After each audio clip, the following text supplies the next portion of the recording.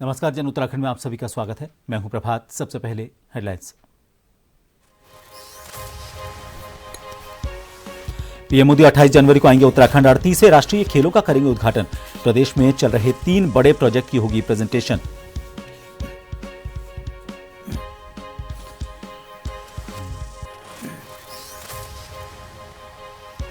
निकाय चुनाव का प्रचार प्रसार जारी। सीएम धामी पहुंचे टिहरी और कोटद्वार। बीजेपी प्रत्याशी के समर्थन में की जनसभा। हरिद्वार में किया सीएम ने रोड शो।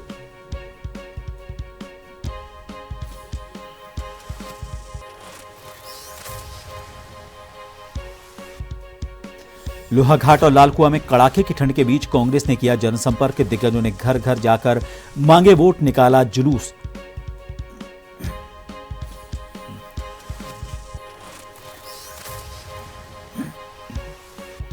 निकाय चुनाव को लेकर पुलिस प्रशासन अलर्ट। पुलिस ने 350 किलो का मादक पदार्थ पकड़ा। कीमत 13 करोड़ से ज्यादा।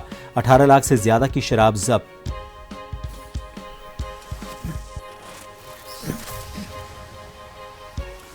और उत्तराखंड में बारिश से बढ़ी ठंड। पहाड़ों में बर्फबारी का दौर शुरू। मैदानी इलाकों में शीतलहर बढ़ाएगी परेशानी।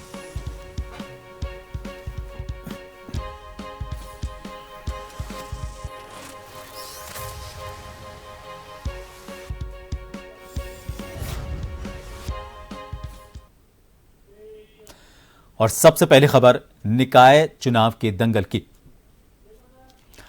निकाय चुनाव का बिगुल बज चुका है, जहां पर सीएम धामी ने टिहरी के बाद कोटद्वार में भाजपा मेयर प्रत्याशी शैलेंद्र रावत के पक्ष में जनसभा की।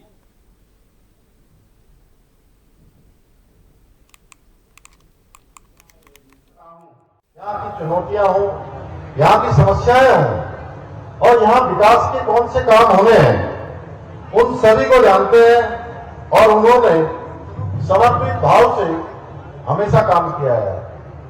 इसलिए मैं आप सभी से आह्वान करने आया हूं कि 23 जनवरी को आपने इस बार रिकॉर्ड तोड़ तरीके से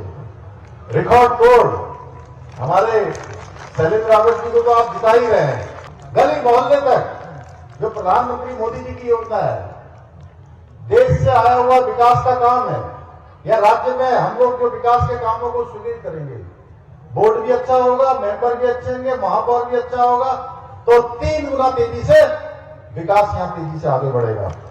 ट्रिपल इंजन की बनाकर इस क्षेत्र को 3 गुना विकास की गति देने का काम करना है। हम सभी लोग जानते हैं कि हमारे आदरणीय प्रधानमंत्री मोदी जी के नेतृत्व में आज देश के अंदर सांस्कृतिक विरासत को, उसके संरक्षण की संवर्धन की दिशा में आज तेजी से काम हो रहा है हर क्षेत्र में। वहीं दूसरी ओर 2047 तक भारत को विकसित भारत का संकल्प लेकर ठोस तरीके से देश को आगे बढ़ाने का काम आदरणीय प्रधानमंत्री मोदी जी। मुख्यमंत्री पुष्कर सिंह धामी बारिश और मौसम होने के बावजूद जनसभा के लिए पहुंचे। भाजपा कार्यकर्ताओं ने उनका जोरदार स्वागत किया।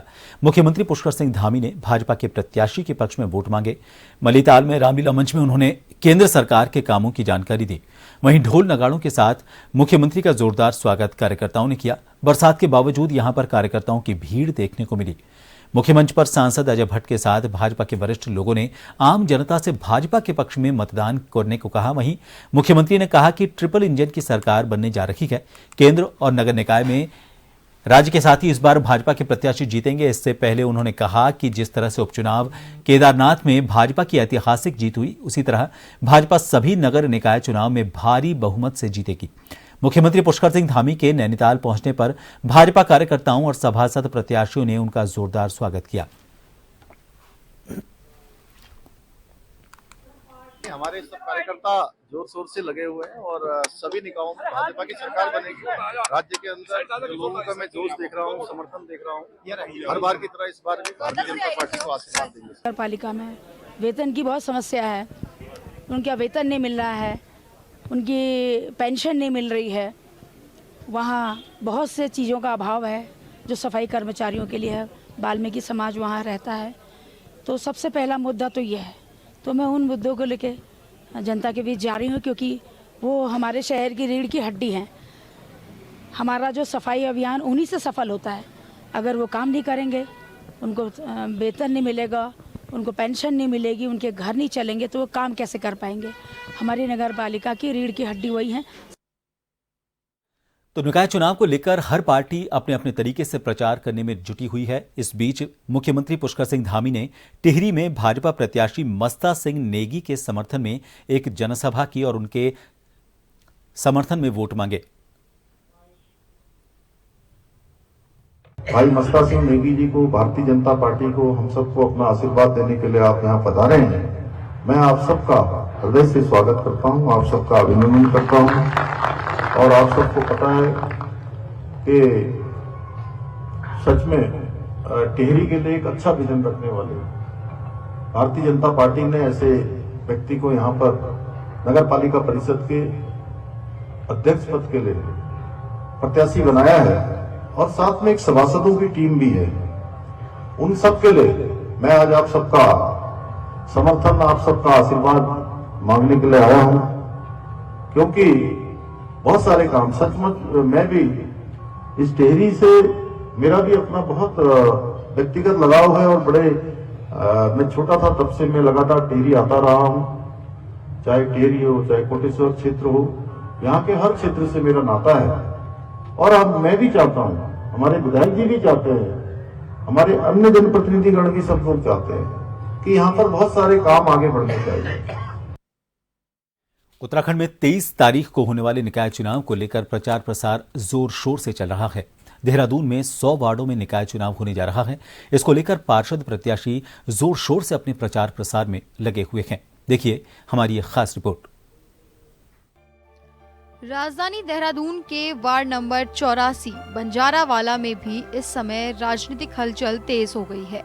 वार्ड में जगह जगह पर प्रत्याशियों के बैनर और पोस्टर लगे हुए हैं। वार्ड नंबर 84 से बीजेपी ने अपने पुराने प्रत्याशी को बदलकर नए प्रत्याशी लक्ष्मी राणा को अपना प्रत्याशी बनाया है। भाजपा प्रत्याशी क्षेत्र के विकास कार्यों पर उंगली उठाते हुए कहते हैं कि अगर जनता ने उन्हें अपना आशीर्वाद दिया तो वो सड़क, पानी, बिजली जैसी बुनियादी सुविधाओं को ठीक करेंगी। सबसे पहले तो ये रोड का सारी पूरे रोड बंजारावाला की अस्त व्यस्त हो रखी है, इसका सुधार करेंगे। और जो लाइटें, हाँ, जहाँ भी जा रहे लाइट पे लाइट नहीं है, किसी खम्भे पे है किसी पे नहीं है, ये लाइटों का, नालियों का, सबकी सफाई का हम तन मन से अपना काम करेंगे। और ये माताएं मेरे साथ है, ये भी मेरा सहयोग करेगी काम में भी, कहीं भी ले जाएंगे, जा रही है और अभी भी जाएंगे, जीतने के बाद भी हर जगह ये मेरा साथ देगी, तो बहुत अच्छा काम चलेगा। वार्ड नंबर 84 बंजारावाला से कांग्रेस ने अनीता सकलानी को अपना प्रत्याशी बनाया है। अनीता सकलानी का भी दावा है कि आने वाले निकाय चुनाव में अगर जनता उन्हें अपना आशीर्वाद प्रदान करती है तो वह भी क्षेत्र की मूलभूत समस्याओं को दूर करने का काम करेगी। मेरी प्रक्रिया तो यही रहेगी। वार्ड नंबर 84 के हाल तो आप लोगों ने देख ही लिए हैं, रोड से लेके नाली से लेके बिजली है, कहीं लाइट लोड खराब हो रखी, यही है मेरी प्रक्रिया, यही तो कर सकते हैं हम लोग। वार्ड नंबर 84 बंजारावाला में आम लोगों से बातचीत करने पर मिला जुला रुझान मिला। कुछ लोग जहां भाजपा प्रत्याशी को जीतने का दावा किए तो वहीं कुछ लोगों ने कांग्रेस प्रत्याशी की जीत की बात कही। लहर तो कुछ कह नहीं सकते। वैसे जो अगर मैं इस समय जो कैंडिडेट देखा जाऊँ तो मुझे लगता है इस समय अनीता सकलानी जी जो कांग्रेस की प्रत्याशी है एक सक्षम कैंडिडेट है, क्योंकि उनका जो पुराना रिकॉर्ड रहा है, चाहे समाज के बीच में समाज सेवा का कार्य रहा हो और या फिर महिलाओं के बीच में उनकी एक समिति, कोई एक सोसाइटी है जिसके माध्यम से वो महिलाओं के बीच में समाज सेवा का काम करती है, तो मुझे लगता है कि अनीता सकलानी इस समय अच्छी विकल्प है। बीजेपी चल रही है। अच्छा, और जीतेगी वही। मोदी सरकार आनी चाहिए। मोदी सरकार की संभावना है, जो मोदी ने किया है वो कोई और सरकार नहीं कर सकती। फिलहाल काम को लेकर तो देखो कुछ यहाँ पे ज़्यादा बढ़िया है नहीं, चाहे कोई भी पार्टी हो, काम किसी ने बढ़िया किया नहीं है अभी तक। हालत सड़कों की देख लो, किसी भी चीज़ की देख लो, बहुत ज़्यादा खराब है। वार्ड नंबर 84 में जब जन टीवी की टीम पहुंची तो वहां पर सड़कों का खस्ता हाल दिखाई दिया, जिसको लेकर के लोगों में नाराजगी भी नजर आई। अब देखने वाली बात होगी कि ये नाराजगी क्या रंग लाती है और जनता किसको अपना आशीर्वाद देकर विजयी बनाती है। आज हम वार्ड नंबर 84 बंजारावाला में खड़े हैं। यहाँ पर जो बीजेपी के पार्षद थे, बीजेपी ने उनका टिकट बदल दिया है। सबसे बड़ी बात इसमें ये रही कि इस वार्ड में हम जहाँ भी गए, लोगों की नाराजगी सड़क को लेकर गए। इस वार्ड में सड़क की हालत काफ़ी खस्ता है, इसलिए लोग नाराज नजर आए। वहीं अगर बात आम पब्लिक की किया जाए तो लोगों का मिला जुला रुझान भी मिला। कुछ लोग कहते हैं कि बीजेपी जीतेगी, तो कुछ लोग कांग्रेस के जीत की दवा भरते हैं। वहीं कुछ लोग ऐसे भी मिले जो निर्दलीय को जिताने की बात कर रहे हैं। अगर प्रत्याशियों की बात की जाए तो कांग्रेस और बीजेपी के जो प्रत्याशी हैं, दोनों का दावा है कि अगर जनता उन्हें आशीर्वाद देती है तो वो जनता की सेवा करेंगे और क्षेत्र की जो मूलभूत सुविधाएं हैं, पानी, बिजली, सड़क, इसकी व्यवस्था को ठीक करेंगे। अपने सहयोगी आकाश के साथ मैं शैलेंद्र कुमार पांडे, जन टीवी, देहरादून। उत्तराखंड में आगामी 23 जनवरी को प्रदेश के 100 निकायों में मतदान होना है और इसको लेकर राज्य निर्वाचन आयोग अपनी तैयारियों को अमली जामा पहनाने में जुटा हुआ है। राज्य निर्वाचन आयुक्त सुशील कुमार ने बताया कि प्रदेश के सभी जिलाधिकारियों के साथ इसको लेकर राज्य निर्वाचन आयोग की ओर से बैठक कर निर्देश दिए जा रहे हैं। मतदान की प्रक्रिया को सुचारू करने से लेकर मतदान स्थल तक मतदान कर्मियों के पहुंचने और यहां से मतपेटियों को लाने ले जाने तक हर स्तर पर सभी व्यवस्थाओं को सुचारू किया जा रहा है। उन्होंने बताया कि निकाय चुनाव के दौरान नोडल अधिकारी से लेकर अन्य कर्मचारियों की संख्या 25,000 है। इसके अलावा सुरक्षा व्यवस्था से संबंधित 18,000 कर्मचारियों को चुनाव में ड्यूटी दी जा रही है।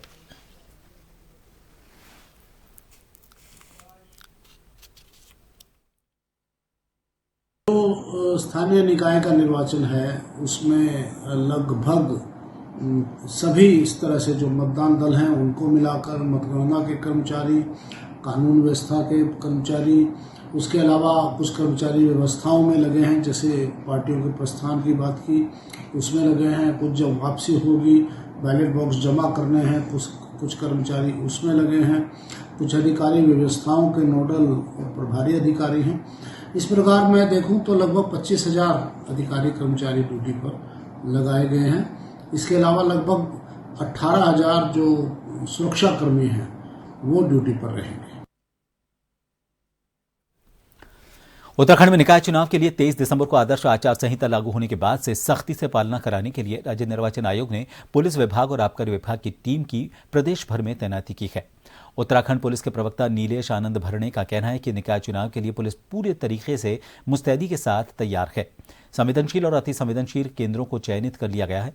जानकारी में सामने आया है कि प्रदेश में अब तक आदर्श आचार संहिता लागू होने के बाद से 18 लाख से ज्यादा की शराब को पकड़ा गया है। साथ ही 350 किलो मादक पदार्थ पकड़ा गया है, जिसकी कीमत 13 करोड़ से ज्यादा है। ये 23 तारीख को उत्तराखंड में जो है निकाय चुनाव है, लोकल बॉडी इलेक्शंस। इसके लिए पुलिस पूरी मुस्तैदी से जो है वो लगी हुई है। इसमें हमने संवेदनशील और अति संवेदनशील केंद्रों को जो है चिन्हित कर लिया है और इन समस्त जो ऐसे संवेदनशील स्थान है इस पे जो है राजपत्रित अधिकारी लगातार भ्रमण कर रहे हैं। इस पे जो है लगातार हम लोग संवेदनशीलता का कारण देखते हुए लगातार यहाँ पर छापेमारी और जो पुलिस की कार्रवाई है वो लगातार वहाँ पे जारी है। अब तक जो है 18 लाख से ऊपर की जो है वो शराब पकड़ी जा चुकी है। इसके अलावा जो है 350 जो है केजी के लगभग जो है वो मादक पदार्थ जो कि 13 करोड़ से ज्यादा का जो है वो मादक पदार्थ अब तक पकड़े गए उत्तराखंड पुलिस के द्वारा इस दौरान। उसके अलावा जो है बड़े पैमाने पर जो है बैरिकेड्स हमने लगाए हैं, नाकाबंदी, चेकिंग, सीसीटीवी कैमरा से चेकिंग हो रही है जगह जगहों पर। नगर निकाय चुनाव में अब एक हफ्ते से कम का समय बचा है और चुनाव को लेकर भाजपा ने अपनी पूरी ताकत झोंक दी है। भाजपा प्रत्याशी को जीत दिलाने के लिए 18 जनवरी को मुख्यमंत्री का लोहाघाट में प्रस्तावित रोड शो है। वहीं आज भाजपा प्रदेश प्रवक्ता सुरेश जोशी ने लोहाघाट में भाजपा कार्यकर्ताओं के साथ बैठक की। बैठक में जोशी ने भाजपा कार्यकर्ताओं में जोश भरते हुए कहा कि लोहाघाट में भाजपा प्रत्याशी गोविंद वर्मा की एक तरफा जीत है। जो लगातार 2 बार यहाँ से पहले भी जीते हैं और जन जन के प्रिय हैं। जन जन में इनकी जो लोकप्रियता है वो एक भाई के नाते, एक बेटे के नाते बहुत अच्छी है, क्योंकि ये सब लोगों को विदित है कि अगर भारतीय जनता पार्टी का यहाँ पर नगरपालिका के रूप में चेयरमैन बनता है तो जो विकास है वो बहुत तेजी से आगे बढ़ेगा। एकलपीठ ने अल्मोड़ा की शोभा जोशी की स्पेशल अपील पर सुनवाई करते हुए पूर्व में पारित एकलपीठ के आदेश पर हस्तक्षेप करने से इनकार कर दिया। न्यायमूर्ति आलोक कुमार वर्मा ने अपने आदेश में कहा कि इस मामले में राज्य सरकार और चुनाव आयोग से जवाब मांगा गया है, जिसे निर्धारित समय पर पेश किया जाएगा। अगली सुनवाई 3 मार्च को होगी। कोर्ट ने यह भी कहा कि चुनाव परिणाम हाईकोर्ट के अंतिम निर्णय के अधीन होंगे। अल्मोड़ा निवासी शोभा जोशी ने हाईकोर्ट में स्पेशल अपील दायर कर कहा था कि राज्य सरकार ने निकाय और पंचायती चुनाव के लिए जारी आरक्षण नियमावली 2024 में नियमों की अनदेखी करते हुए आरक्षण की अधिसूचना जारी की है।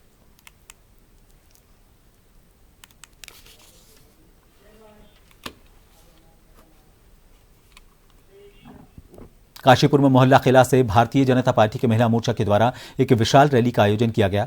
बहन बेटियों के सम्मान में भाजपा है मैदान में नामक भारतीय जनता पार्टी के महिला मोर्चा की इस विशाल रैली में भारतीय जनता पार्टी के महिला मोर्चा की राष्ट्रीय महासचिव दीप्ति रावत ने मुख्य अतिथि के रूप में शिरकत की। भारतीय जनता महिला मोर्चा की ये रैली काशीपुर में मोहल्ला किला से शुरू होकर मुख्य बाजार, नगर निगम रोड, महाराणा प्रताप चौक होते हुए रामनगर रोड स्थित रामलीला मैदान में पहुंचकर संपन्न हुई। इस दौरान सैकड़ों की संख्या में महिलाओं ने इस रैली में बढ़ चढ़कर हिस्सा लिया।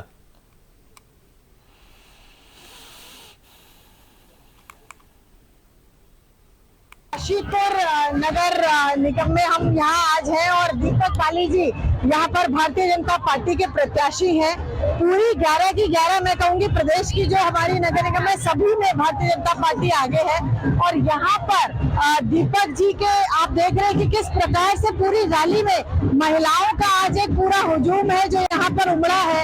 आज महिलाओं का जो एक स्नेह है, एक जो आशीर्वाद है, एक जो विश्वास है वो भारतीय जनता पार्टी पे है, वो मोदी जी पे है, वो धामी जी पर है।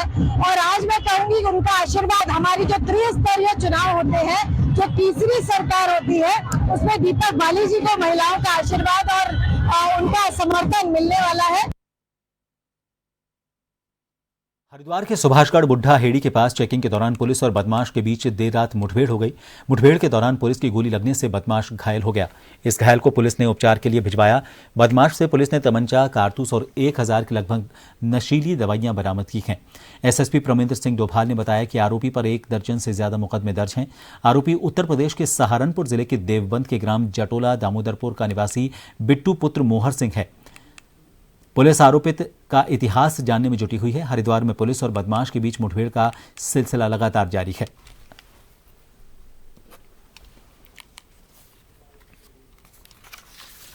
आज शाम के समय थाना पथरी के सुभाषगढ़ क्षेत्र में पुलिस चेकिंग कर रही थी। इसी बीच एक सूचना हमारे सब इंस्पेक्टर के द्वारा सिटी कंट्रोल रूम को दी गई थी कि एक स्विफ्ट कार जो बड़ी तेजी से भागी थी उसे रोकने का प्रयास किया गया था, लेकिन उसने बहुत तेजी से उस गाड़ी को इस तरीके से भगाया। जब उसका पीछा किया तो वो गाड़ी आगे एक कीचड़ पे फंस गई थी, जिससे जो अभियुक्त है वो वहां से भागने की कोशिश करने लगा, जिसको पुलिस रोकने के लिए कहा गया। उसके द्वारा पुलिस पर फायर किया गया। पुलिस ने तत्काल उसे न्यूट्रलाइज करने के लिए उसके जवाबी फायर में उसे न्यूट्रलाइज किया। इसी बीच उसके पैर में गोली लगी, जिसको अभी हॉस्पिटल में ले जाया गया है और अभी वहां उसका उपचार चल रहा है।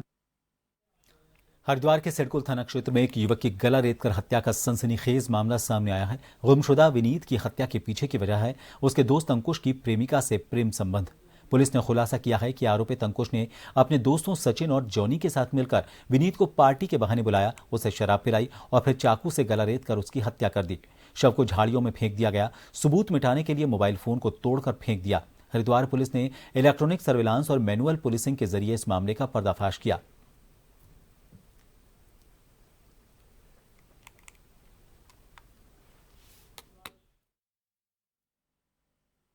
सटकुल थाना क्षेत्र में 15 जनवरी के दिन वादी विजेंद्रपाल द्वारा पुलिस को यह अवगत कराया गया था कि 12 तारीख से उनका जो पुत्र विनीत है वो घर से लापता है।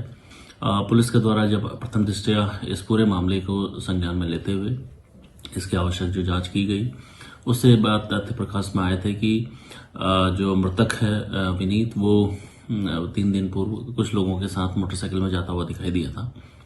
मृतक के फोन की जब सीडीआर का एनालिसिस किया गया तो ये बात तथ्य प्रकाश में आए थे कि मृतक 3 अन्य लोगों के साथ जो उसके दोस्त भी थे, जिसमें अंकुश और उसका दोस्त सचिन और जॉनी, ये इसके साथ थे। पुलिस के द्वारा इनको तत्काल हिरासत में लेकर जब पूछताछ की गई तो ये बात पता चली कि इन तीनों के द्वारा ही विनीत को गला काट के उसकी हत्या की गई। बिंदुखत्ता में उत्तरायणी कौतिक और मेला समिति के द्वारा आयोजित 5 दिवसीय उत्तरायणी कौतिक समापन कार्यक्रम में उत्तराखंड के मशहूर लोक गायक जितेंद्र तोमक्याल और प्रसिद्ध लोक गायिका बेबी प्रियंका, पुष्कर मेहर, नीलम गंगोला के गीतों का श्रद्धालुओं ने जमकर लुत्फ उठाया। आधी रात तक ग्रामीण विभिन्न गीतों पर थिरकते रहे। इस दौरान लोक गायक जितेंद्र तोमक्याल ने भी अपनी प्रस्तुति से समा बांध दिया, जिससे दर्शक थिरकने को मजबूर हो गए। वहीं लोक गायिका बेबी प्रियंका ने कई कुमाऊनी लोक गीतों से दर्शकों को मंत्रमुग्ध कर दिया। इसके अलावा संस्कृति विभाग से आई हुई टीमों ने कुमाऊनी, गढ़वाली और नेपाली गीतों से समा बांधा, जिससे दर्शकों ने भी देर रात तक गीतों का आनंद लिया।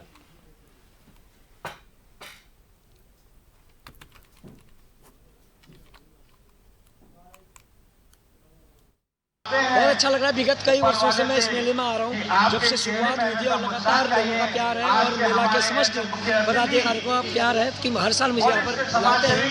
और मैं ये कहना चाहता हूँ इस के माध्यम से, चैनल के माध्यम से, कि इस तरह के मेले होने चाहिए गाँव में भी, क्योंकि इससे खाली कलाकारों को सुनने का तो मौका मिलता ही है, उसके अलावा जो हमारे जो क्षेत्रीय लोग हैं, जो क्षेत्रीय प्रतिभाएं हैं, उनको भी आगे बढ़ने का मौका मिलता है। 28 जनवरी को प्रधानमंत्री नरेंद्र मोदी का उत्तराखंड दौरा प्रस्तावित है। पीएम देहरादून के अंतर्राष्ट्रीय क्रिकेट स्टेडियम में 38वें राष्ट्रीय खेलों का उद्घाटन करेंगे। उत्तराखंड के लिहाज